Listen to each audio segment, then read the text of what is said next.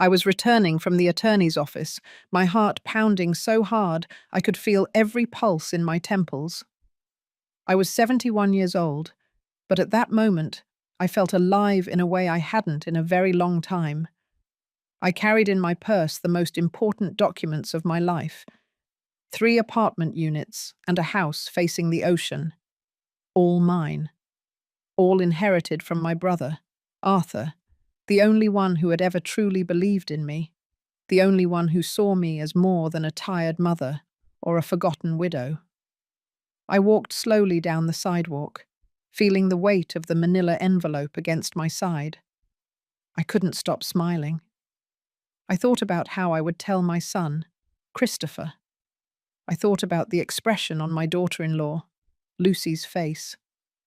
I imagined their hugs, their surprise, maybe even tears of joy.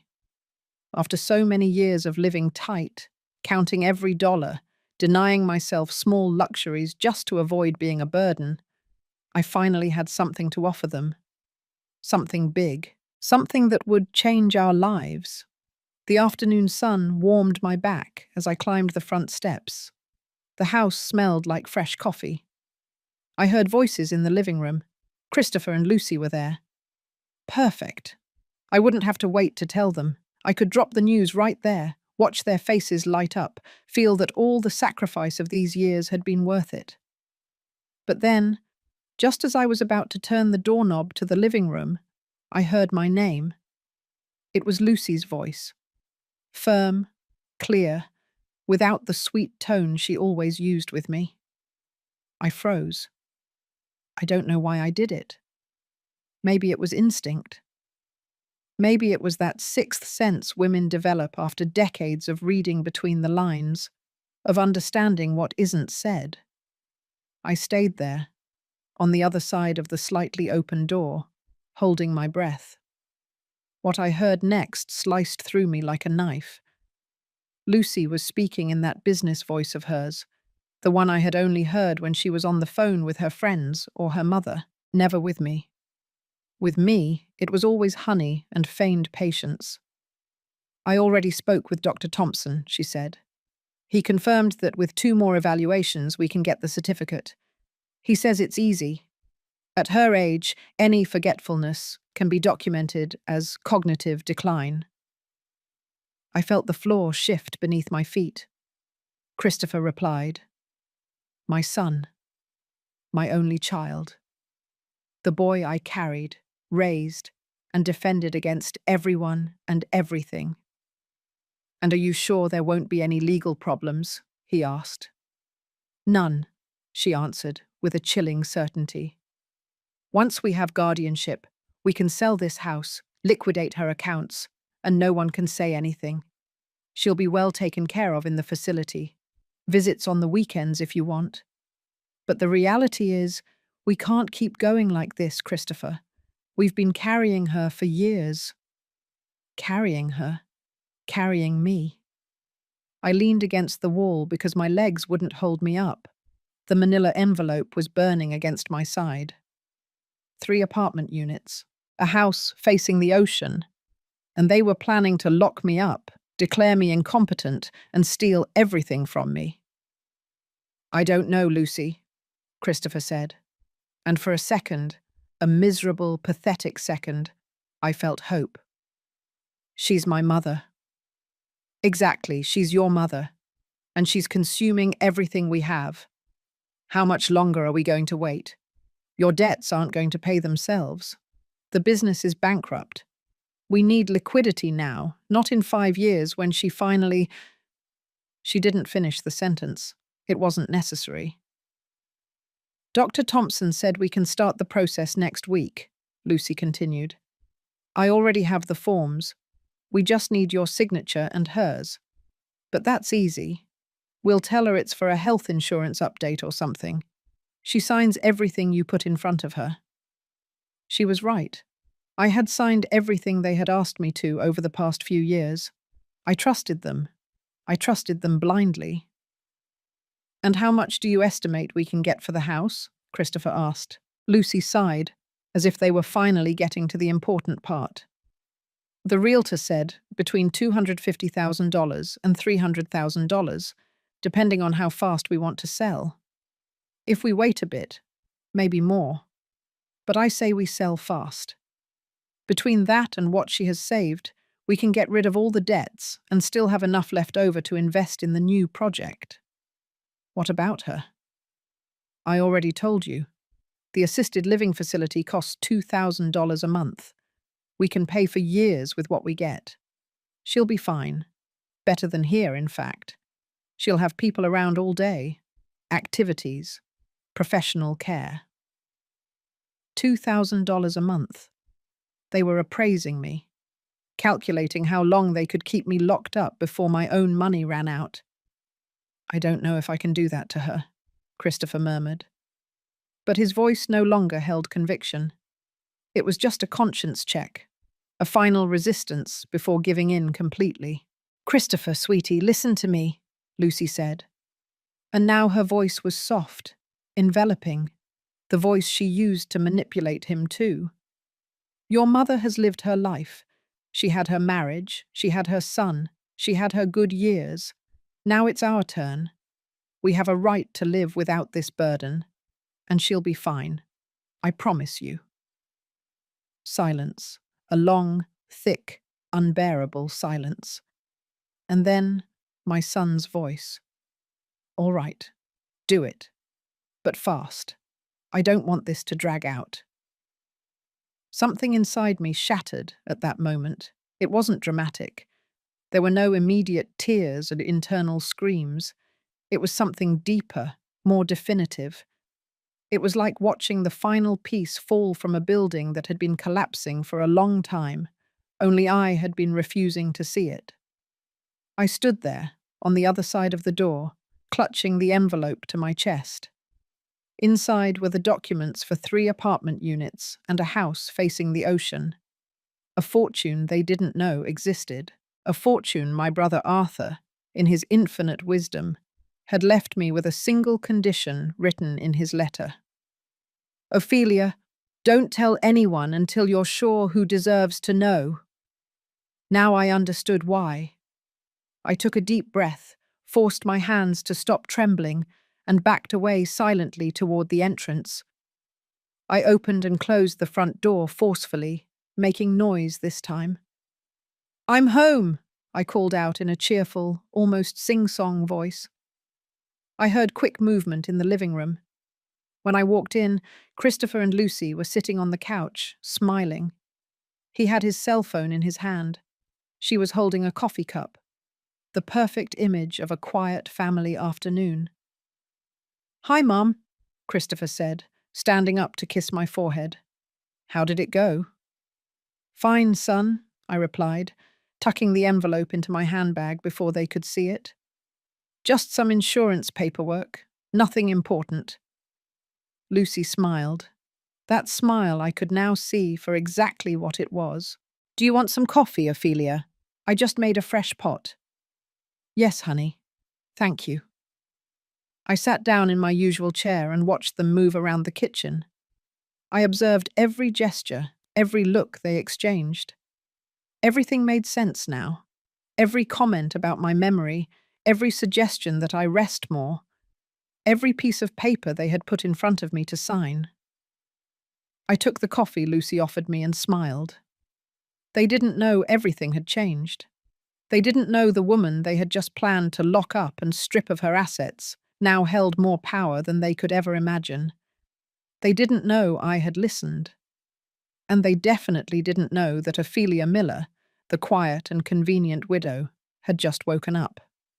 My life had been simple. Too simple, perhaps. I was born in a small town where women learned from childhood that our destiny was to care, to serve, and to disappear a little more each day so that others could shine.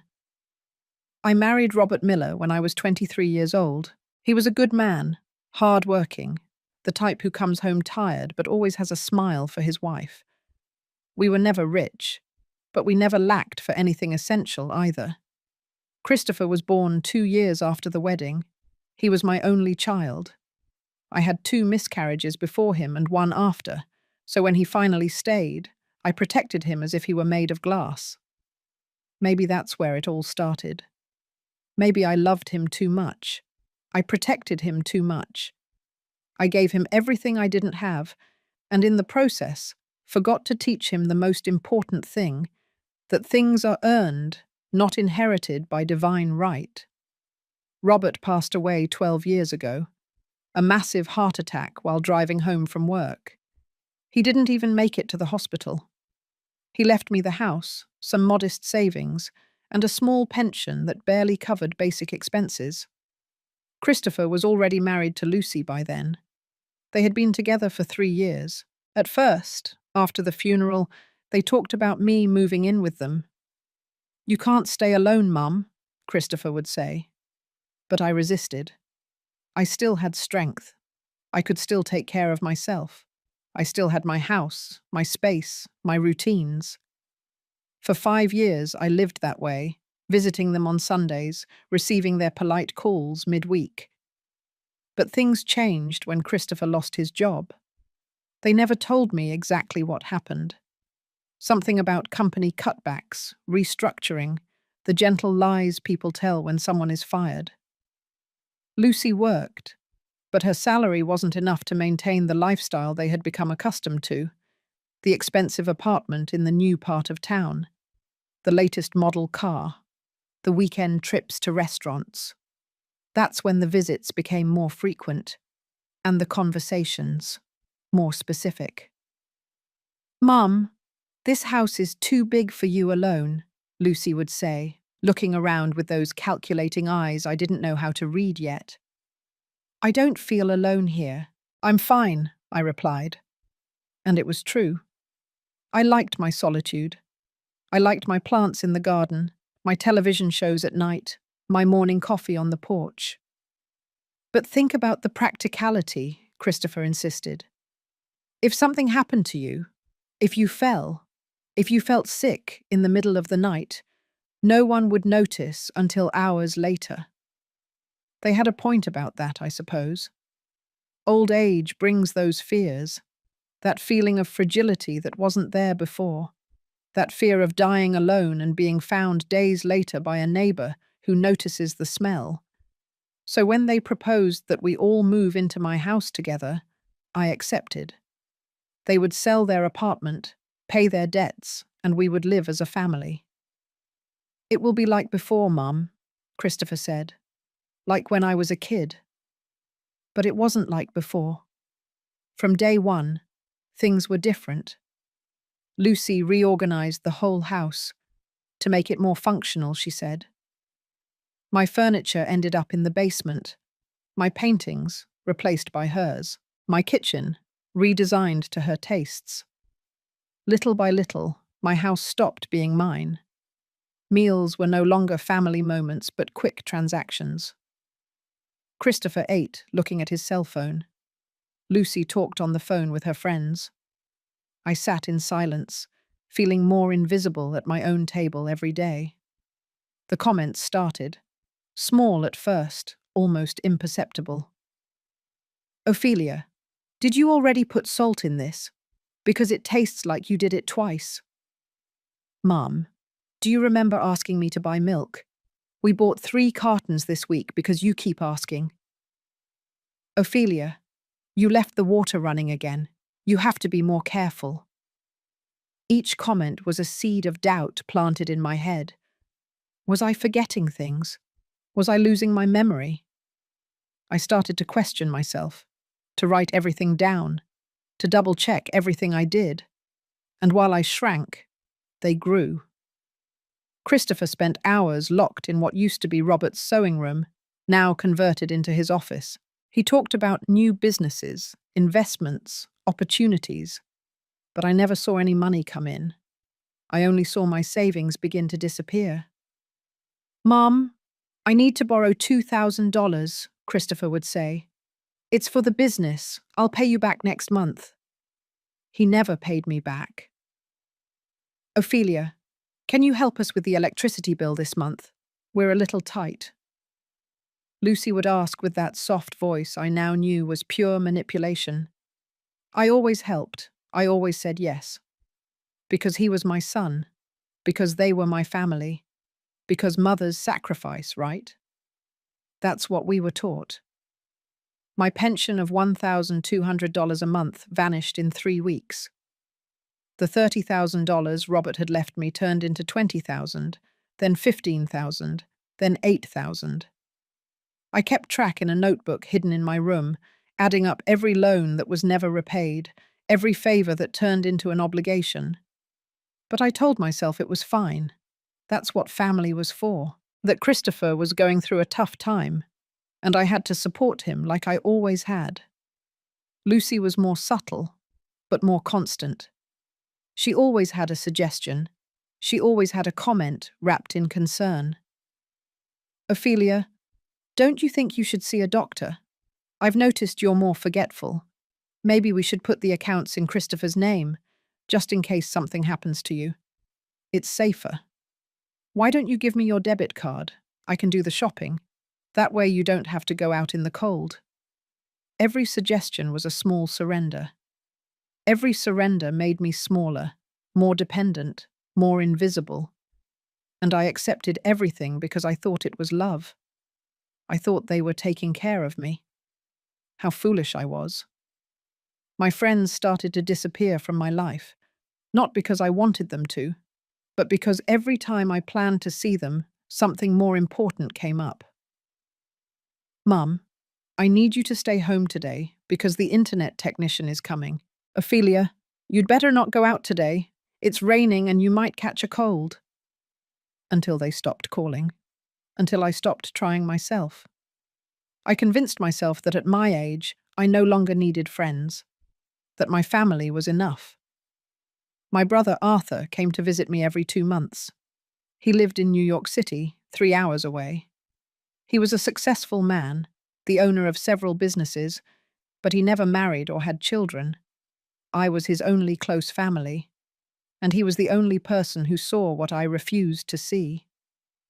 Ophelia, that boy is using you, he'd tell me, looking at me intently with those grey eyes we inherited from our mother. And that woman is worse. They're draining you, sister. Don't say that, Arthur. Christopher is my son. That's exactly why I'm telling you, because I know you. Because I know you're capable of disappearing completely just so he can be okay. But I didn't listen to him. I didn't want to listen to him, because listening meant accepting that I had failed as a mother, that I had raised a man capable of exploiting his own mother. The last time Arthur came, 4 months ago, he had a fierce argument with Christopher. I was in the kitchen, but I heard everything. You're stealing from your mother, Arthur said bluntly. She gives me the money because she wants to, Christopher replied. She gives it to you because you manipulate her, because you make her feel that if she doesn't help you, she's a bad mother. You have no right to come into my house and insult me. This isn't your house. It's your mother's house. And if you had an ounce of shame, you would be helping her instead of bleeding her dry. Christopher threw him out. And I, cowardly as always, said nothing. I let my son kick out my brother. I let him leave angry. I didn't know that would be the last time I would see him alive. Arthur died 2 months ago. A cerebral aneurysm. Quick, painless, they told me. I went to the funeral alone. Christopher said he had an important meeting. Lucy said someone had to stay to watch the house. At the funeral, Arthur's attorney handed me a letter. Mr. Arthur left instructions that you receive this in person, he told me. Arthur's letter was burning in my hands as I returned from the funeral. It was a thick, white envelope, sealed with red wax like in old movies. On the front, in my brother's firm, slanted handwriting, it simply read, "For Ophelia, read alone." I waited until night. Christopher and Lucy had gone out to dinner with friends. I had said I was tired, that I preferred to stay home. It was a lie. I needed to be alone to read what my brother had to tell me from the other side of death. I sat on my bed, with the night lamp on, and opened the envelope with trembling hands. Inside were two things: a multi-page handwritten letter and a folded legal document. I started with the letter. My dearest Ophelia, if you are reading this, it means my time has finally come. Don't mourn for me. I lived well. I lived my way. And I leave knowing I did the right thing by leaving you what I am going to leave you. But before you read on, I need you to understand something. What is in that legal document? Do not tell anyone. No one, Ophelia. Not even Christopher. Especially not Christopher. I paused. My heart was beating hard. I kept reading. I know it hurts to hear this from your own brother, but that boy is not the child you raised. I don't know when he went wrong, whether it was when you spoiled him too much, or when he chose to marry that viper of a wife.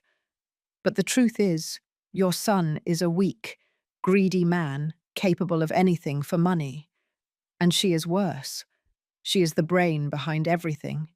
He is just the instrument. Tears began to fall onto the paper, smudging the ink, but I continued. Over these last few years, I have watched you slowly disappear. Every time I came to visit you, you were a little smaller, a little quieter, a little more absent. And those two grew in your space like weeds. I've watched you give them money you didn't have, sign papers you didn't understand, give up things that were rightfully yours. And the worst part is that I've watched you convince yourself that this was love. I put my hand over my mouth to stifle a sob. But love is not what they are giving you, sister. Love is what you give them without receiving anything in return except crumbs of attention and mountains of manipulation. I tried to open your eyes. God knows I tried. But you're stubborn, Ophelia. You always were. So I decided to do something different. I decided to protect you even from yourself. I unfolded the legal document with trembling hands. It was a will, Arthur's will. And as I read it, the world stopped. My brother had left me everything: 3 apartment units in the most exclusive part of the city, each valued at approximately $150,000. And a house facing the ocean on the south coast, a property he had bought 10 years ago, and which, according to the document, was worth around $300,000. In total, almost $800,000 in property. I had to read it 3 times to believe it. Arthur had no children, had never married, and I was his sole heir. It was all mine. I returned to the letter, my hands shaking so much I could barely hold the paper. These assets are yours and no one else's. I have left very clear instructions with my attorney, Mr. Andrew Harrison. He will contact you to arrange the transfer of the properties. But Ophelia, listen to me closely. Do not tell Christopher or Lucy anything until you are completely sure they won't try to take it from you. And believe me, they will try. My brother knew me too well. I know your first instinct will be to share it with them. You'll want to tell them, help them, give them a part, because that's who you are. But I beg you, sister, don't do it. Not yet. Watch them first. See how they behave when they don't know you have something they want. That's when you'll see who they really are. I turned to the last page. I have lived 73 years in this world, Ophelia, and I have met a lot of people, good people and bad people, and I can assure you that your daughter-in-law is one of the worst. That woman doesn't love you. She never loved you. You are a means to an end, and the end is everything she can get from you. Christopher is weak. She controls him. If you tell him about the inheritance, in less than a week they will be pressuring you to give them everything. They'll invent emergencies, crises, illnesses. They'll make you feel guilty for having when they don't. And you'll give in, because you always give in. He was right. He knew exactly who I was. So I ask you this, dear sister. Be selfish for once in your life. Keep this secret. Protect what is yours. And if at any time you feel you are in danger, that they are manipulating you too much or forcing you to do things you don't want to, call Mr. Harrison. He has instructions to help you. I have paid him in advance to represent you and protect your interests, so you won't have to spend a penny. The letter ended with a simple but devastating farewell. I always loved you, Ophelia. You were the best sister a man could ask for. Now it's your turn to be good to yourself. Don't let them destroy you. Don't give them that power. And if you ever doubt, remember this. People who truly love you don't need you to be broken to feel complete. With all my love, your brother, Arthur. I cried until I had no tears left that night.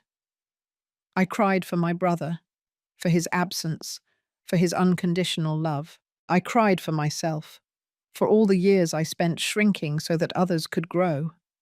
And I cried for Christopher, for the son he had been and the man he had become. The next day, I called Mr. Andrew Harrison. He was a man in his 50s, with a calm voice and formal manners. He scheduled an appointment for the following Tuesday in his office. Mr. Arthur was very clear in his instructions, Mrs. Miller, he said, as we reviewed the documents. These properties are yours without any condition.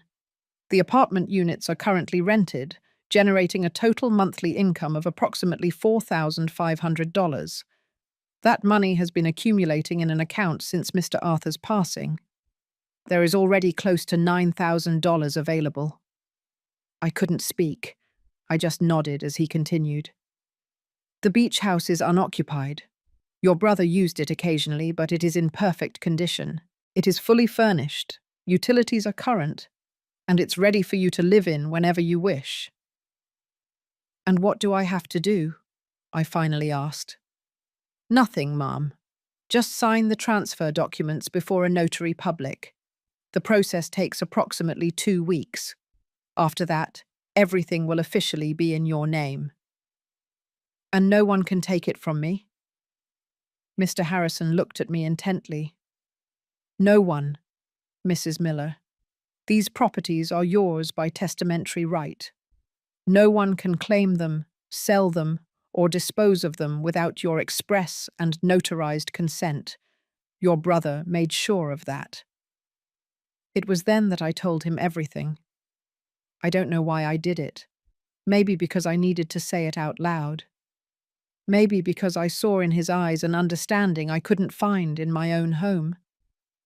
I told him about Christopher, about Lucy, about the disappearing money, about the comments concerning my memory, about how I felt increasingly smaller in my own life. He listened without interrupting. When I finished, he nodded slowly. Your brother warned me that something like this might be happening, he said. That is why he was so specific in his instructions. Mrs. Miller, I cannot tell you what to do with your family, but I can tell you this. If at any moment you feel you are being pressured to sign something, to give your consent to something, or if you feel you are at risk in any way, call me. Any hour. I will protect your interests. It is what I promised your brother. He gave me his business card. I put it in the safest place I could think of, inside my bra. We signed the papers that day. Mr. Harrison explained that in 2 weeks I would have to return for the final signing before a notary public, and that on that day everything would be official. In the meantime, he told me, I suggest you do not mention any of this to anyone. Absolutely no one. Understood. Understood, I replied. But as I drove back home, with the preliminary documents in my handbag, I couldn't help but feel an emotion I hadn't felt in years. It was something like hope. It was something like power. For the first time in a long time, I had something they didn't know about. I had an ace up my sleeve. I had a way out. And then, just as I got home, and was about to tell them everything because my mother's heart didn't know how to keep secrets, I heard them planning to destroy me. The days after hearing that conversation were the strangest of my life. I moved through the house like a ghost who can see the living but can't touch them. I smiled when I should smile. I nodded when I should nod. But inside, I was completely awake for the first time in years, observing every detail with a painful clarity. I started remembering things. Small thing that seemed insignificant at the time, but now took on a completely different meaning. It was as if someone had turned on a light in a dark room, and suddenly I could see all the traps they had set for me. I remembered that time, 6 months ago, when Lucy asked me to sign some papers. "It's to update the home insurance, Ophelia," she had said, with that sweet smile that I could now see for what it was. A mask. "Just your signature here and here." I had signed without reading. I trusted her. I trusted that she had my best interests in mind. Now I wondered what the hell I had signed that day. I remembered when Christopher convinced me to put his name on my bank account. "It's in case something happens to you, Mum. That way I can access your funds to pay for your medication or whatever you need. It's just a precaution." A precaution. Sure, a precaution for him, not for me. Since that day, my account had started draining faster. I remembered the doctor's visits Lucy had arranged last year. Just a routine checkup. "Ophelia, at your age, it's important to have checkups." The doctor had asked me strange questions. About my memory. About whether I forgot things. About whether I got confused. I had answered honestly, mentioning small, normal forgetfulness for anyone 71 years old. But now I realized they were building a file. They were documenting every little slip-up to use it against me. I remembered when they started isolating me from my friends. It wasn't abrupt. It was gradual, almost imperceptible. First, it was Caroline, my lifelong friend. We had planned to have lunch on a Tuesday. I was ready, waiting in the living room, when Lucy arrived with a worried expression. "Ophelia," Caroline called. "She says she has to cancel. Apparently her daughter is sick." I believed her. I sent Caroline a message wishing her well. She replied, confused. "What are you talking about, Ophelia? I waited for you at the restaurant for 2 hours. Did you forget our date?" When I showed the message to Lucy, she denied telling me anything. "Maybe you got confused, Ophelia. Maybe you dreamed I told you." And I, God forgive me, started to doubt myself. I started to think that maybe I had gotten confused. Then it was Linda. Then Harriet. One by one, my friends disappeared from my life, each time with a different excuse, each time leaving me more isolated, more dependent on Christopher and Lucy. I remembered the day I wanted to go to the bank alone. Lucy insisted on accompanying me. "The area is dangerous, Ophelia.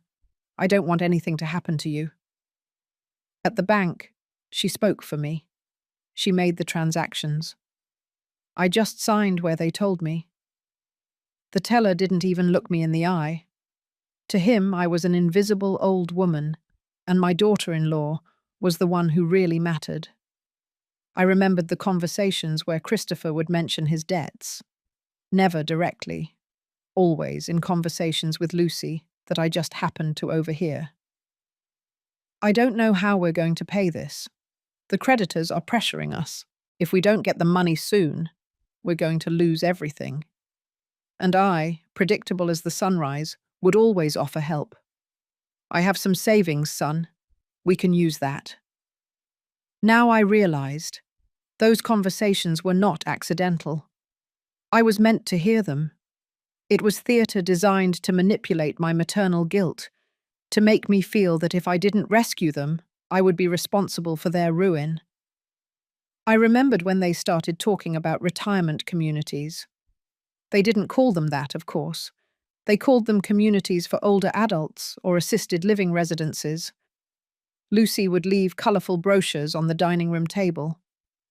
"Look how nice, Ophelia. They have activities, 24-hour nurses. people your age. You wouldn't be alone." She said it as if it were a gift, as if they were offering me a permanent vacation.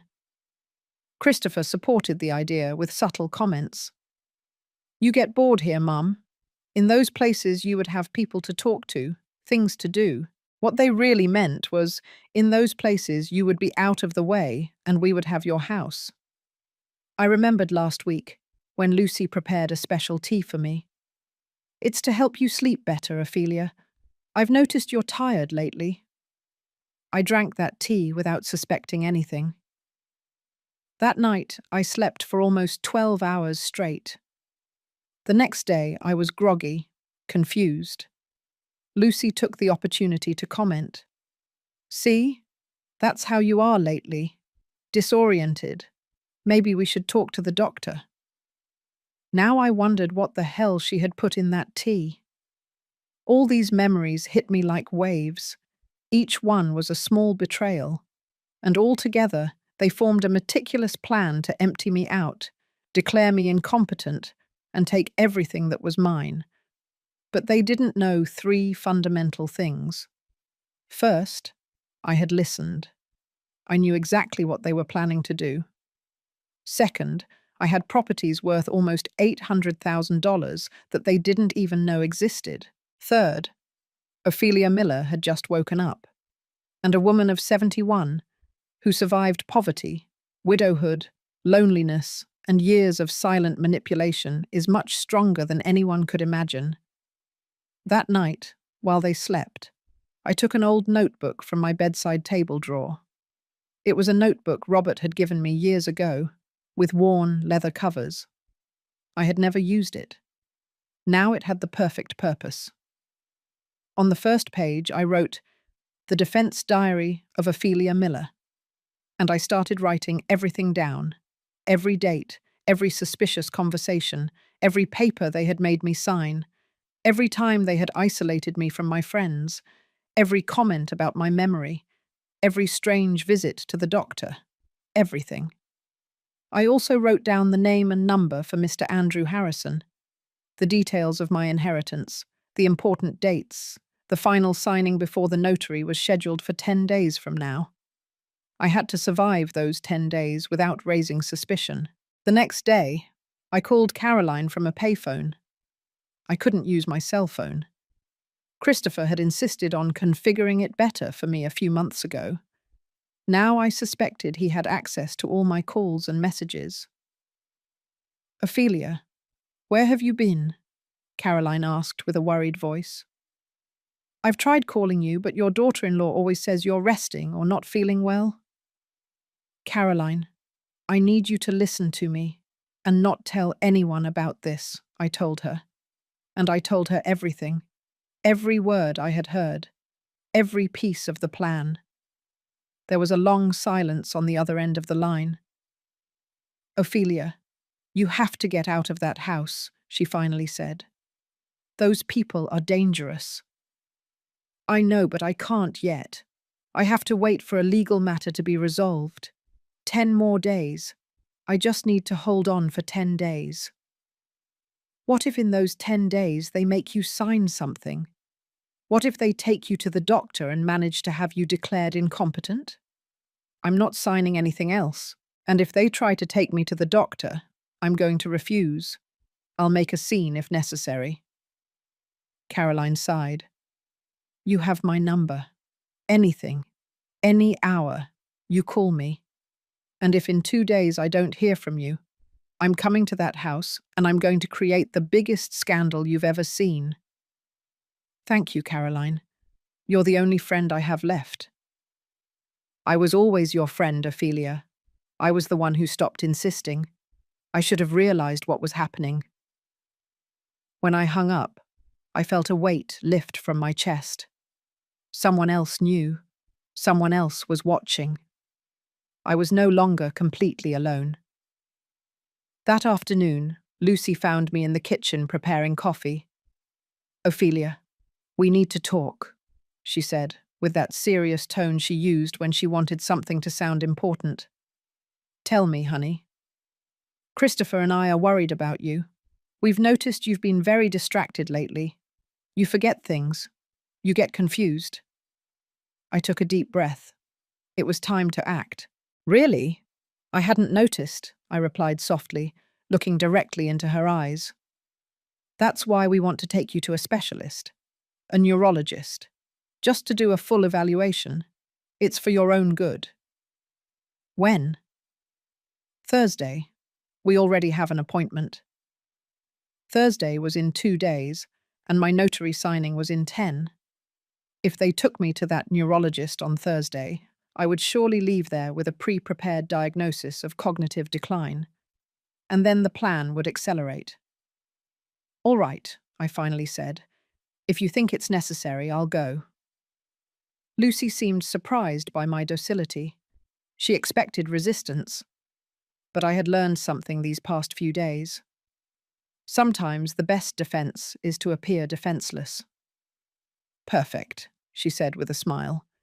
It will do you good. You'll see. When she left, I took Mr. Harrison's business card out of my bra and memorized his number. In 2 days, early on Thursday, before they took me to that neurologist, I was going to make a call that would change everything. On Wednesday night, I heard the conversation that confirmed all my suspicions and snapped the last thread of hope I had left. It was late. I was in my room, but I couldn't sleep.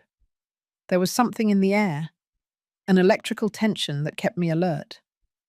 I heard Christopher and Lucy come up the stairs, speaking in low voices. They passed my door and continued to their room at the end of the hall. I got up barefoot and walked silently until I was close to their door. It was slightly ajar. I could hear every word with crystal clarity. Tomorrow is the day, Lucy said with a determined voice. Dr. Thompson has everything ready. He's going to diagnose moderate senile dementia with a recommendation for immediate institutionalization. What if she refuses? Christopher asked. She won't refuse. We're going to give her the sedative in her breakfast, as we agreed. By the time we get to the office, she'll be disoriented enough for the diagnosis to be credible. The doctor will ask the questions. She'll fail the answers. And that's it. We have the certificate. I felt my blood run cold.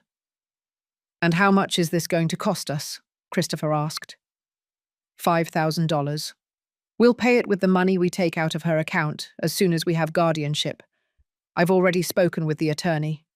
Once we have the medical certificate and your signature as the only son, we can process the guardianship in less than a week. Then comes the good part.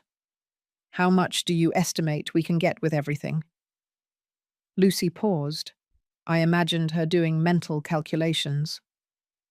The house is easily worth $300,000, maybe more if we wait a bit, but I say we sell fast. She still has about $6,000 in her account. Her pension is $1,200 a month. If we institutionalize her, that pension passes to us as guardians. The assisted living facility costs $2,000 monthly, but with what we get from the house, we can pay for 3 years in there and still have about $250,000 clean for us. $250,000, Christopher repeated. And in his voice there was something that broke my heart. It was relief. It was happiness. My own son was happy, thinking about locking me up and stealing from me. With that, we pay off all the debts, invest in the new business, and finally we can live the life we deserve, Lucy continued, without having to take care of an old woman who is more useless every day. What if someone asks questions? What if one of her friends gets involved? Lucy laughed. It was a cold, calculating laugh. What friends? We pushed them all away months ago. She has no one. Her brother is dead. There are no close relatives. We are all she has. And when she's institutionalized, we control who visits her and who doesn't. If someone asks, we show the medical certificate and explain that, unfortunately, her condition worsened and she needed professional care. Period. It sounds too easy. It's because it is easy, Christopher. Your mother is an old woman, alone, without real resources. No one is going to ask questions. No one is going to investigate. This kind of thing happens every day. Families institutionalizing their elders because they can no longer care for them. It's perfectly normal. There was a silence. Then Christopher's voice, lower. Sometimes I feel bad about this. Don't be weak now, Lucy said harshly. She had her life. She had her marriage, her youth, everything. Now it's our turn. And besides, we're going to pay for a good place. We're not leaving her on the street. She'll have food, a bed, nurses. She'll be fine. I suppose so. Don't suppose. You know so. And you know we have no other option. Your debts are $80,000, Christopher. 80,000. If we don't pay soon, they're going to come for us. Do you want us to lose everything? Do you want us to end up on the street while she's still sitting here on this house that's worth a fortune? No. So tomorrow we get up early, give her the medication, take her to the doctor, get the certificate, and start the process. In a month. All this will be a bad memory, and we'll be living the life we deserve. I heard movement inside the room. I quickly moved away and returned to my room without making a sound. I closed the door and sat on the bed, trembling from head to toe. $80,000 of debt. My son had $80,000 of debt that I didn't know about, and he was willing to destroy me to pay it. The sedative in the breakfast, the bought doctor, the false diagnosis, the immediate institutionalization. Everything was planned in detail. I looked at the clock. It was 11 at night. My appointment with the notary was in 9 days, but they planned to take me to the doctor tomorrow. If they drugged me, if they got that certificate, everything would be lost. It wouldn't matter that I had properties valued at $800,000 if I was declared incompetent. Christopher, as the only son, would become my legal guardian, and a guardian has access to everything. I had to act now. I couldn't wait 9 more days. I took Mr. Harrison's business card out of my bra. I dialed his number on my cell phone. It was late, but he had told me to call him at any hour if I was in danger. He answered on the 4th ring. His voice was sleepy, but alert. Mr. Harrison, this is Ophelia Miller. I apologize for the hour, but I'm in danger. Tomorrow they are going to drug me and take me to a bought doctor to get a dementia certificate. I need your help. There was a brief pause, then his voice, completely awake. Mrs. Miller, listen to me carefully. Can you leave your house right now without them noticing? I think so. They are asleep. Do it. Take only the essentials. ID, your cards, some clothes, nothing else. Go out the front door and walk 2 blocks to the avenue. There. Take a taxi and tell him to take you to the Central Hotel, downtown. I will meet you there in 1 hour. Can you do that? Yes. Good. Don't go back for anything. Don't leave notes. Don't tell anyone. Just leave. I'll see you in 1 hour. I hung up and looked around my room. 71 years of life and everything I truly needed fit into a small overnight bag. I put in my ID, my bank card, some underwear, a sweater, the preliminary inheritance documents the attorney had given me, the notebook where I had been writing everything down, and the few photos I had of Robert and Christopher when he was a child. The Christopher who was, not the one who is now. I got dressed in silence. Dark pants, comfortable blouse, flat shoes. I took the $1,200 in cash I had hidden in a shoebox in my closet. It was what was left of my pension for this month. I opened my bedroom door slowly. The hallway was dark and silent. I walked down the stairs step by step, avoiding the 3rd step that always creaked. I reached the front door. My hand trembled as I turned the handle. Before leaving, I looked back one last time. This had been my home for more than 20 years. The house where Robert and I grew old together. The house where I raised Christopher. The house they now wanted to steal from me. I walked out and closed the door without making a sound. The night air was cold and clean. I walked fast, almost running, the 2 blocks to the avenue. A taxi passed and I flagged it down. "To the Central Hotel, please." As the taxi moved through the empty streets, I looked out the window and saw my old life moving away. The woman I had been, the one who always gave in, the one who always forgave, the one who always made herself small. That woman stayed behind. The woman in that taxi was different. She was a woman who had just chosen herself for the first time in 71 years. And there was no turning back.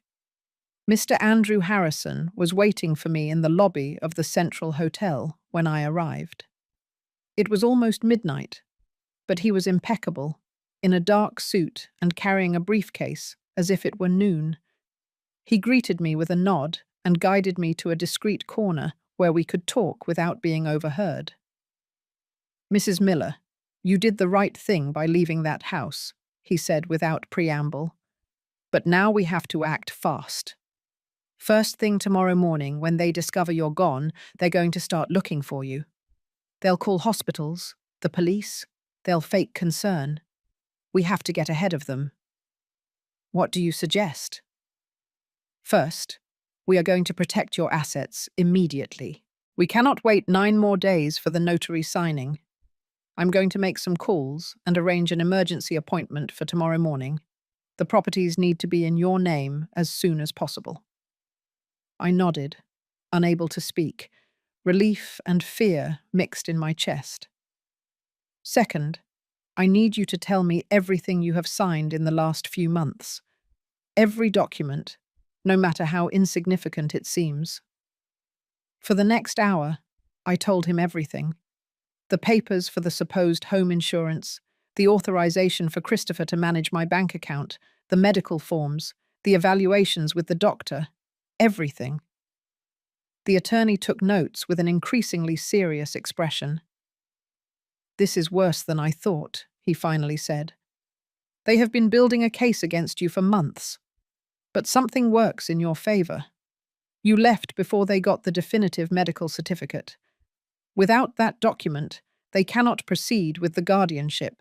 And now that you are under my legal protection, any attempt to declare you incompetent will have to go through me.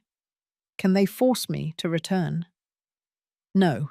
You are an adult with full legal capacity. You have the right to live wherever you want. But we have to be strategic. Tomorrow they will report your disappearance. They will say you are disoriented, that you suffer from dementia, that you may be in danger. And what do we do? You are going to go to the police station, voluntarily, and declare that you are well, that you left your home by conscious decision, and that you do not wish to return. I will be with you. I will also file a preventive restraining order against your son and your daughter-in-law, prohibiting them from approaching you or attempting to contact you." "I can do that." "Not only can you must do it. They represent a direct threat to your well-being and your assets." I checked into the hotel that night under my full name. Mr. Harrison paid for a week in advance. "Consider it an advance on the fees your brother already paid," he said when I tried to protest. The room was simple but clean. Single bed, small bathroom, a window that overlooked the street. I sat on the bed, and for the first time in hours, I cried. Not from sadness, but from liberation. I had gotten out. I had escaped. I was safe. At 0 hours, 7 minutes in the morning, my cell phone rang. It was Christopher. I let it ring until it cut off. It immediately rang again, then again, and again. I counted 17 calls in a row before it finally stopped. Then the messages arrived. "Mum, where are you?" "We're worried. Please answer. We need to know you're okay." Mum, this isn't funny. Where did you go? If you don't answer, we're going to call the police. I didn't reply to any of them. At 0 hours, 9 minutes in the morning, Mr. Harrison picked me up at the hotel. We went directly to his office, where a notary public he had contacted was already waiting for us. In less than 2 hours, all the documents were signed, sealed, and registered. The 3 apartment units and the beach house were officially in my name. No one could touch them. No one could sell them. They were mine and mine alone. Now comes the important part, the attorney said. We are going to go to the police station and you are going to make an official statement. At the police station, a female officer attended to us. Her name was Joanna Evans, and she had a direct gaze that made me feel safe. I told her everything. Every detail of the plan I had overheard. The drugs they planned to give me. The bought doctor. The forced institutionalization. Everything. She listened without interrupting, taking notes. When I finished, she looked at me for a long time. Mrs. Miller, are you declaring under oath that your son and daughter-in-law planned to drug you and obtain a false medical diagnosis to declare you incompetent and seize your assets? Yes. And are you in full use of your mental faculties at this moment? Completely. Do you wish to return to your home? No, never. The officer nodded and continued writing. Then she looked at Mr. Harrison. You are going to proceed legally, he replied. We are going to request a restraining order, and we are evaluating filing criminal charges for attempted fraud and elder abuse. Good. The lady's statement will be recorded. If her family comes to report her disappearance, we will inform them that she is well and does not wish for contact. Anything else? That is all for now. Thank you, officer. When we left the police station, I felt stronger. Every step I took moved me away from the victim I had been, and closer to the woman I needed to be. And now what? I asked. Now we wait, the attorney said. They will try to find you. They will call hospitals. Maybe they will hire a private investigator. But you are legally protected. And in the meantime, we are going to organize your finances. Over the next few days, Mr. Harrison became more than my attorney. He became my ally, my protector, the only person I could completely trust. He helped me open a new bank account at a different bank. We transferred all my funds there, out of Christopher's reach. He explained how the income from the rented apartments worked. $4,500 monthly that now went directly into my account, plus my pension of $1,200. Almost $6,000 a month. I, who had lived on scraps for years, now had more money than I needed. What do I do with so much? I asked him. Live, Mrs. Miller. Simply live. He also helped me contact Caroline. She cried when she heard my voice. Ophelia, thank goodness. I was about to come to your house to look for you. I'm fine, Caroline. I'm safe, and I have a lot to tell you. We agreed to meet at a cafe the next day. When I arrived, she was already there, waiting for me with tears in her eyes. We hugged for a long time. Look what they did to you, she said, touching my face as if to verify that I was real. They had you prisoner in your own house. Not anymore, I replied. I'm not there anymore, and I'm never going back.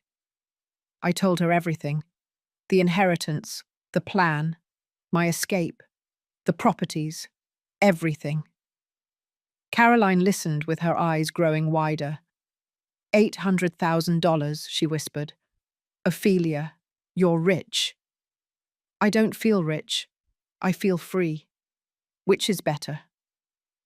And do they know anything? Nothing. And they won't know until I decide to tell them. If I ever do. My cell phone rang.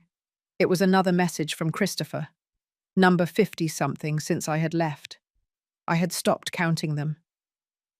"Mum, please. We just want to know you're okay. You don't have to come back if you don't want to. Just talk to us." I showed the message to Caroline. "Don't believe him," she said immediately. "It's manipulation. They want to locate you." "I know." I deleted the message without replying. Then, for the first time, I blocked Christopher's number and Lucy's. If they wanted to communicate with me, they would have to do it through Mr. Harrison. That night, alone in my hotel room, I looked at myself in the mirror. The woman looking back at me was different from the one I had seen a week ago. Thinner, perhaps. More tired, definitely. But in her eyes, there was something that wasn't there before. There was determination. There was strength. There was life. Ophelia Miller had woken up, and she wasn't planning on going back to sleep ever again. The first week after my escape was strange.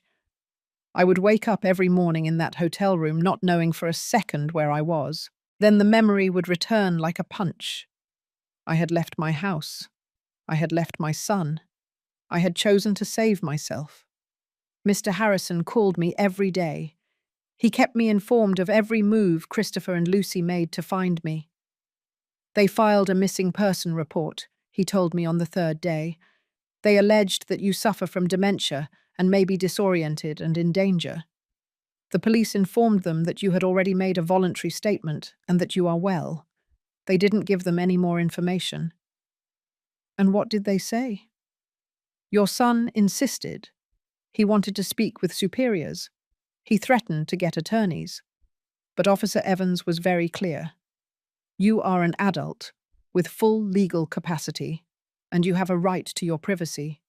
They have no right to know where you are. Do they think I'll come back? Probably, or at least they hope to tire you out enough so that you let your guard down. He was right. The attempts to contact me intensified. Since I had blocked their numbers, they started using other methods. They called the hotel.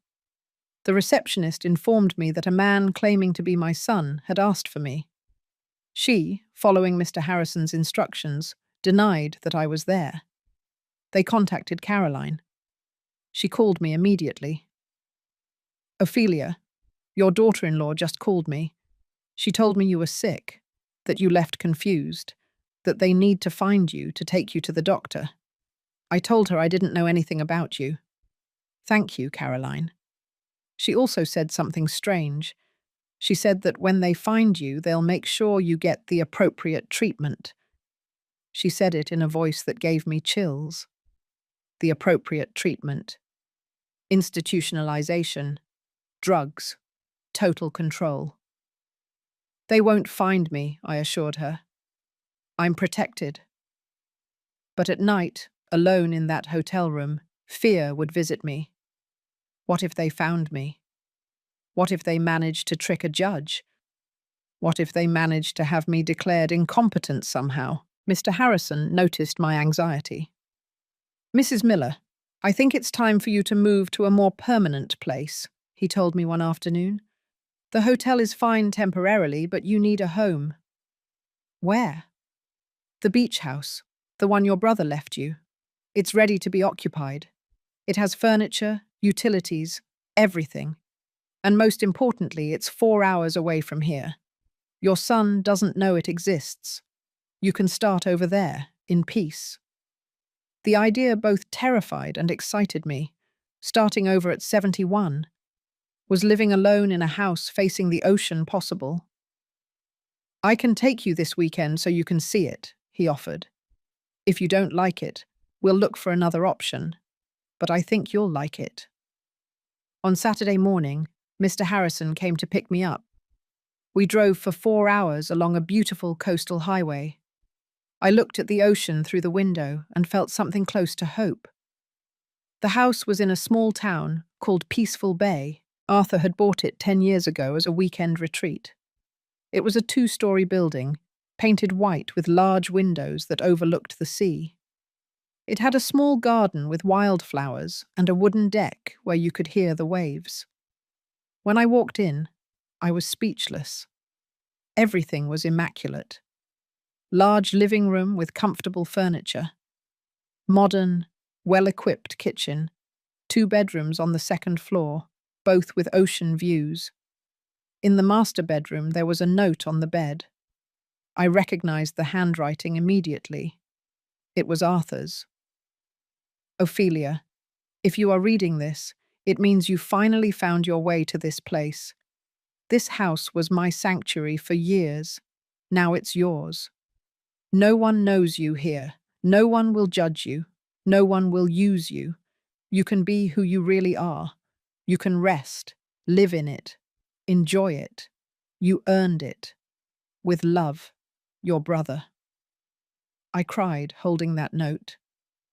Arthur had thought of everything, even this, even giving me a place to hide, to heal, to become myself again. What do you think? Mr. Harrison asked from the doorway. I think my brother was wiser than I gave him credit for, I replied. Are you moving in? Yes. We returned to the city that afternoon. During the following week, the attorney helped me organize everything. I hired a small moving company to bring the few things I needed. New clothes, some books, basic household items. I didn't want to take anything from my old life. Nothing that reminded me of that small, frightened woman I had been. Caroline insisted on accompanying me on the day of the move. You're not going to move 4 hours away alone without me knowing exactly where you are, she said with that firm voice that allowed no argument. I gave her the address and the house's landline number. But don't give it to anyone else, I begged her. Not dead. The day I left the hotel, Christopher and Lucy made their last desperate attempt. They hired a private investigator who managed to track me down to the Central Hotel. When he arrived asking for me, I was already gone. Mr. Harrison called me to inform me. They are escalating, he said. The investigator went to the bank where you had your previous account. They discovered you closed the account and transferred the funds, but they couldn't track where. They also came to my office.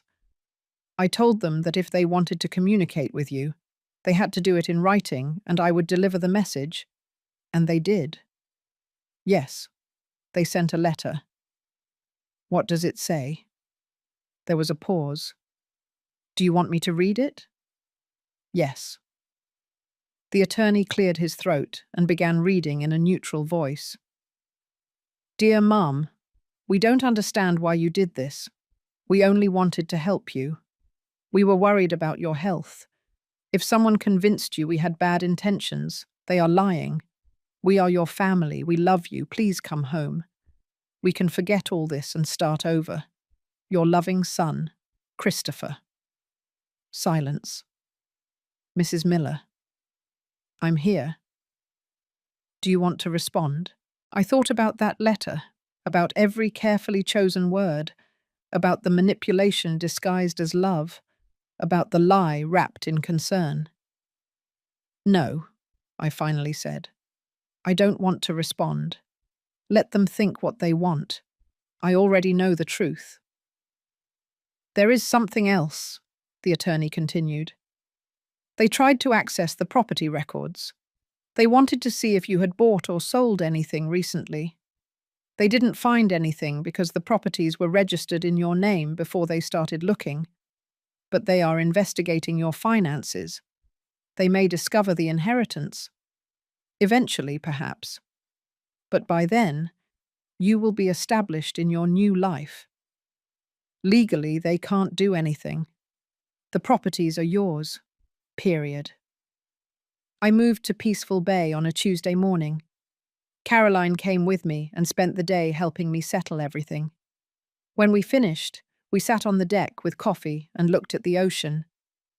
This is beautiful, Ophelia, she said. Your brother gave you a gift. He gave me a new life. Are you scared? All the time. But I also have something I didn't have before. What? Peace. Caroline stayed that night. We slept in separate rooms but left the doors open, as friends do when they want to feel close. The next morning, before she left, she hugged me tightly. "Call me every week. If you don't, I'll come back here to look for you. I'll call you, I promise." When she left, I was alone for the first time in my new home. I walked barefoot on the beach. I felt the cold sand between my toes. I listened to the seagulls. I breathed the salty air. And for the first time in years, I felt alive. That night, I found something else in the house. In a kitchen drawer, there was an envelope with my name on it. Inside were $5,000 in cash and another note from Arthur. "For emergencies. So you never feel trapped. So you always have a way out." My brother had known me better than I knew myself. He had anticipated every need, every fear, every moment of doubt. I put the money in a safe place and kept the note in my heart. 3 weeks passed in Peaceful Bay, and I began to understand what it meant to live without fear. I woke up when my body wanted to wake up, not when someone needed something from me. I ate breakfast on the deck, watching the sea. I walked on the beach every afternoon. I read books I had wanted to read for years but never had time for. The town was small and quiet. People greeted me without asking questions. I was simply the lady who lived in the White House facing the ocean. No one knew my story. No one judged me. No one expected anything from me. But peace doesn't last when there are unresolved matters. Mr. Harrison called me on a Wednesday afternoon. "Mrs. Miller, I need to inform you of something important. Your son and daughter-in-law have just filed a lawsuit. They are requesting that a judge review your mental capacity and grant them guardianship over you and your assets." I felt my stomach drop. Can they do that? They can try, but they have a problem. You have already made an official statement to the police. You have legal representation. You have demonstrated the capacity to handle your affairs. And most importantly, I have the conversation you overheard documented in your diary. That is strong. I don't know if it's strong enough, but it is a strong point. However, there is something else I need to tell you. The judge has ordered an independent psychiatric evaluation. You will have to appear before a specialist who will determine if you have full legal capacity. And if they say I don't have it, then we would have to appeal. But it won't come to that. You are completely lucid. Any impartial psychiatrist will confirm it. When? In 2 weeks. The evaluation is in New York City. I will be with you the entire time. Those 2 weeks were the longest of my life. Every night I went to bed wondering if a stranger could decide that I was not capable of controlling my own life. I imagined terrible scenarios. Christopher and Lucy winning guardianship, selling everything, locking me up in that facility while keeping my money. Caroline called me every day to encourage me. "You're the most sane woman I know, Ophelia. Don't be afraid." It's not fear of being crazy. It's fear that a corrupt system will believe them instead of believing me. That's why you have a good attorney. That's why you have evidence. That's why you will win. On the day of the evaluation, Mr. Harrison came to pick me up early. We drove the 4 hours to New York City in silence. I mentally reviewed everything I had lived through, preparing to tell it clearly. The psychiatric clinic was a modern building downtown. The doctor who would evaluate me was named Dr. Robert Trevino. He was a man in his 60s, with a soft voice and an attentive gaze. "Mrs. Miller, I'm going to ask you some questions," he said. "There are no right or wrong answers. I just want to get to know you and understand your situation."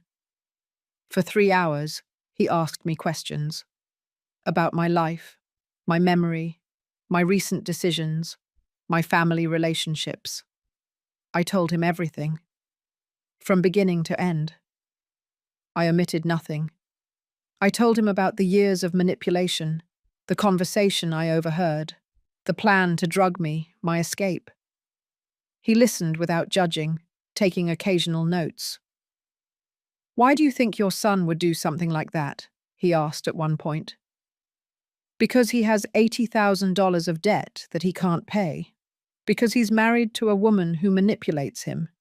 Because at some point he stopped seeing me as his mother and started seeing me as an obstacle between him and the money."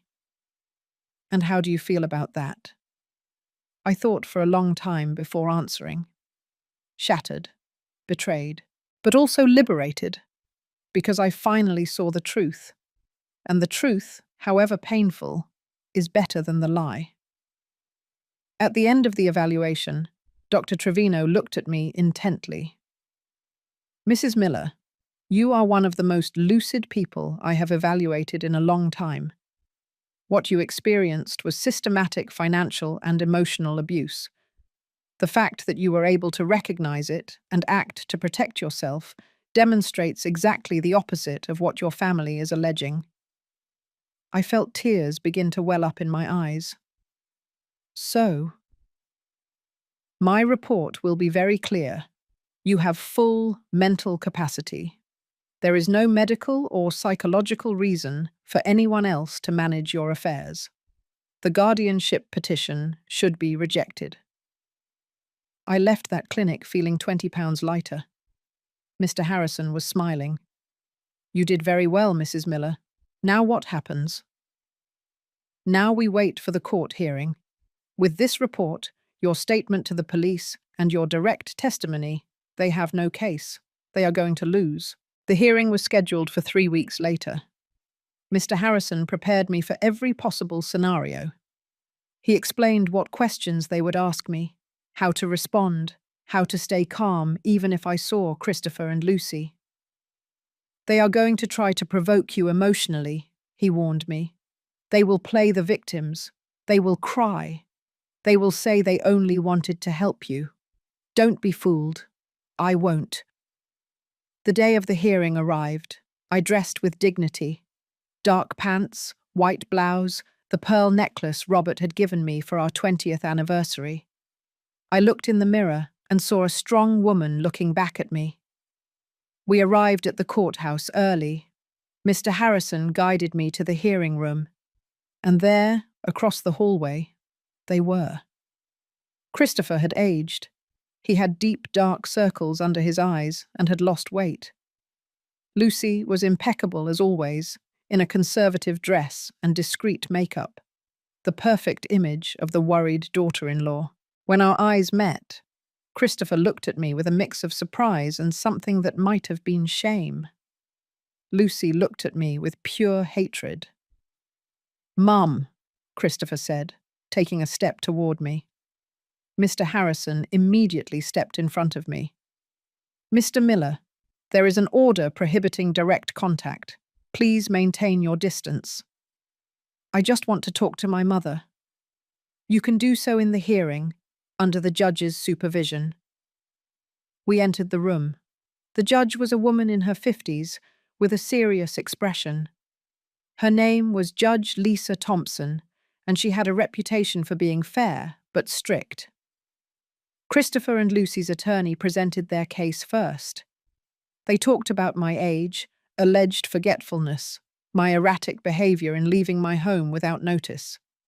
They presented testimonies from the doctor they were going to use to drug me, who declared that I showed signs of cognitive decline. They presented the papers they had made me sign as evidence of my confusion. It was all theatre, all lies, but it was well constructed. Then it was my turn. Mr. Harrison presented Dr. Trevino's report. He presented my statement to the police. He presented my diary, where I had documented every suspicious conversation, every manipulation, every sign of abuse. And then he called me to testify. I sat in front of the judge and told my story, in a clear and firm voice, without tears, without drama, just the facts. I heard my son and my daughter-in-law plan to drug me, get a false diagnosis, institutionalize me in an assisted living facility, and sell my house to pay his debts.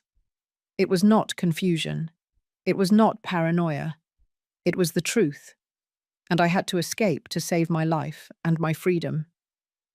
When I finished, the judge addressed Christopher. "Mr. Miller, is it true that you have $80,000 in debt?" Christopher stammered. His attorney tried to intervene, but the judge silenced him with her hand. "Answer the question." "Yes, Your Honor, but that has nothing to do with my concern for my mother." "And is it true that you plan to sell your mother's house to pay those debts?" We thought she would be better off in a place where she would receive professional care." "That does not answer my question. You planned to sell the house." "It was an option we were considering." The judge wrote something in her notes. Then she looked at me. "Mrs. Miller, do you wish to have any kind of contact with your son?" "No, Your Honor." "And do you feel capable of managing your own affairs?" "Completely." The judge closed the folder.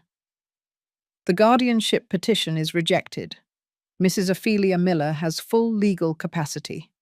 The restraining order remains in effect. Case closed." Christopher and Lucy left furious. They did not look at me. They didn't say anything.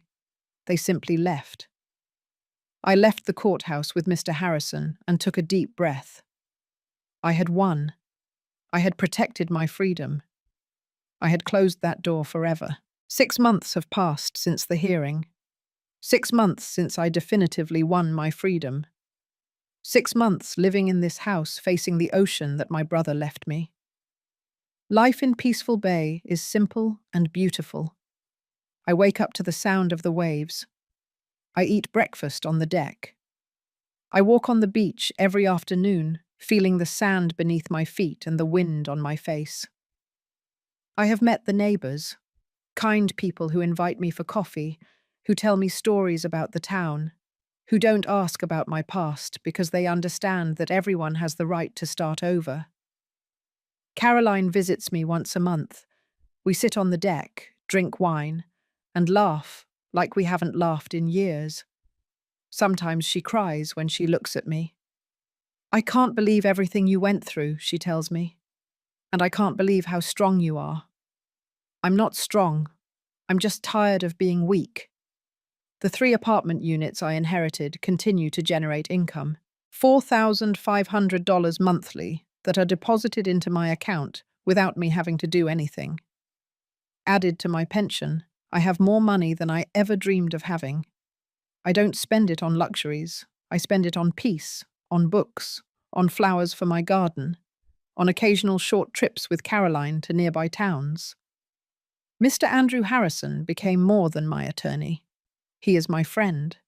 He calls me every 2 weeks to make sure I'm all right. He helped me write a new, clear, and protected will. When I pass away, everything will go to organizations for the protection of older adults and shelters for victims of domestic abuse. Christopher will not receive a single cent. That was my decision, and I made it in peace. I haven't heard anything directly from Christopher and Lucy, but the attorney keeps me informed of what he finds out. After losing the guardianship lawsuit, they tried to appeal. The appeal was rejected. They spent thousands of dollars on attorneys for nothing. Christopher's debts grew. They had to sell their own apartment and move to a smaller one on the outskirts of the city. Lucy got an office job. Christopher works as a salesman in a store. They are living the life that always corresponded to them. A normal life, without stolen luxuries, without ill-gotten inheritance. Sometimes I wonder if Christopher thinks about me, if he regrets it, if he understands what he lost not only in money, but in dignity, in love, in the possibility of having a mother in his final years.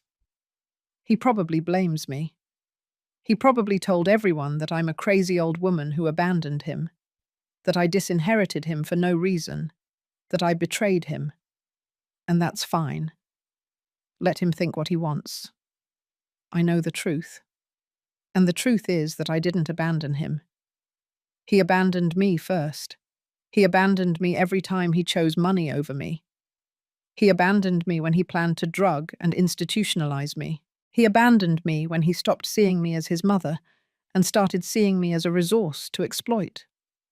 There are moments, I confess, when I feel sadness.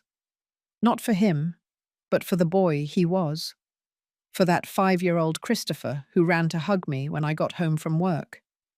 For that 10-year-old Christopher who drew me pictures at school. For that 15-year-old Christopher who still asked me for advice. That Christopher died a long time ago. Maybe he never really existed. Maybe he was always an illusion that I refused to let go of. But I've let him go. And in that letting go, I found something unexpected. I found myself. I discovered that Ophelia Miller is not just a mother, a widow, a victim. Ophelia Miller is a complete woman, a woman who has the right to be happy, a woman who can live for herself without feeling guilty. I've started doing things I always wanted to do but never allowed myself. I took painting classes at the community center in town. My paintings are terrible, but they make me happy. I joined a book club where women my age meet every week to discuss books. I adopted a cat that appeared in my garden one day. I named her Freedom. One afternoon, while I was painting on the deck, a young woman from the town approached me. Her name is Harriet Harrison. She is the attorney's niece and works as a social worker. "Mrs. Ophelia," she said timidly, "my uncle told me your story. I hope you don't mind." "I don't mind. I work with older adults in abusive situations, and I was wondering if you ever considered sharing your experience. There are so many women living what you lived, so many who don't know how to get out. Your story could help them." I thought about it for days. The idea scared me. Exposing my pain, my shame, my story to strangers. But then I remembered the years I spent feeling alone, believing I was the only one, thinking that maybe I was the problem. "It's all right," I finally told her. "I'll do it. Now, once a month, I go to the community center and talk to groups of older women. I tell them my story. I tell them they are not alone. I tell them that true love never makes you small. I tell them that it's never too late to choose themselves. And when I see their faces, when I see the tears of recognition, when someone approaches me afterwards and whispers, 'Thank you, I needed to hear that,' I feel that my pain finally served a purpose." 2 weeks ago, I received a letter. It had no return address, but I recognized the handwriting immediately. It was from Christopher. I held it in my hands for an hour before deciding to open it. Finally, I did. "Mum, I don't expect you to forgive me. I know what I did. I know what we planned. I have no excuses. Greed blinded me. Lucy manipulated me. But that's no excuse. I made the decisions. I betrayed you. I lost my house. I lost my stability. But most of all, I lost you. And that's what hurts the most. I'm not asking you to come back. I'm not asking for money.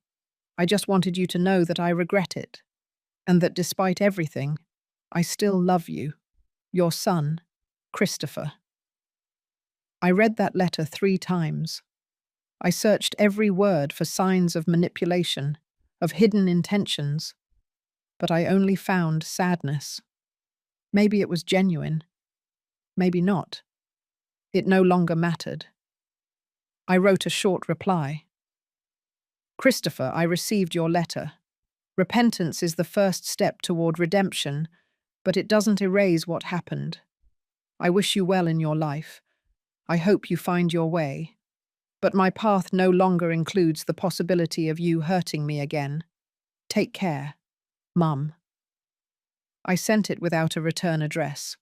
It was my closure, my last word. Today I turned 72. Caroline came to visit and brought me a cake. We ate it on the deck as the sun set over the ocean. "Are you happy, Ophelia?" she asked me. I thought about the whole journey, about the woman I was a year ago, about the woman I am now, about everything I lost and everything I gained. "Yes," I replied. "For the first time in a long time, I am happy." And it was true. It wasn't an explosive or dramatic happiness. It was a quiet, deep happiness, built on the solid foundation of recovered dignity. That night, alone in my house, I went out to the beach. The stars shone over the dark sea. I took off my shoes and walked to where the waves wet my feet. I thought about Arthur, my brother, who had the wisdom to protect me even after his death. I thought about Robert, my husband, who taught me what real love was. I thought about the woman I was and the woman I am now. And in a low voice, just for me and for the ocean, I said the words I needed to say. Thank you for saving me. Thank you for not giving up. Thank you for choosing yourself. The wind carried my words out to sea, and I returned to my house, to my life, to my freedom. This is my story, the story of a woman who almost lost everything, but in the end, won back herself. It's not a story of revenge. It's a story of survival, of dignity, of quiet justice. And if there is anyone reading this, anyone who is living what I lived, anyone who feels small, invisible, and trapped, I want to tell you this. You are not alone. You are not crazy. It is not your fault. And it is never, ever too late to choose yourself. Your life belongs to you. Your dignity belongs to you. Your freedom belongs to you. And no one, absolutely no one, has the right to take it away from you. I am Ophelia Miller. I am 72 years old. And finally, after a lifetime, I am free.